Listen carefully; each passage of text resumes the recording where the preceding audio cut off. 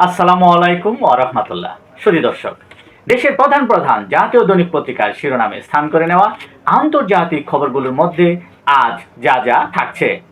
ট্রাম্পকে হত্যার চেষ্টা চরম অসন্তোষ থেকে, হামলাকারীর বিবৃতিতে ক্ষুব্ধ মার্কিন প্রেসিডেন্ট ডোনাল্ড ট্রাম্প, যুদ্ধ বন্ধে পাল্টাপাল্টি প্রস্তাব খতিয়ে দেখার দাবি যুক্তরাষ্ট্র ও ইরানের, ইরানিদের সাহসিকতার প্রশংসায় পুতিন, ইরান যুদ্ধ দ্রুত শেষ হবে না বলে মনে করেন জার্মান চ্যান্সেলর, যুক্তরাষ্ট্রে দুই বাংলাদেশি শিক্ষার্থী হত্যা, ফ্লোরিডায় মরদেহের অংশ উদ্ধারকৃত মরদেহ 20টির কিনা শনাক্তের চেষ্টা চলছে, ইরান মার্কিন শান্তি আলোচনার অচল অবস্থায় ক্ষতি কার, এই নিয়েও চলছে চুলচেরা বিশ্লেষণ।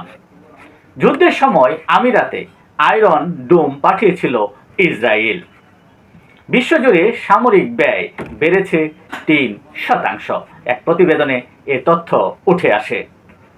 যুদ্ধ ও অবহেলায় দারফুরে ভয়াবহ হামের প্রাদুর্ভাব।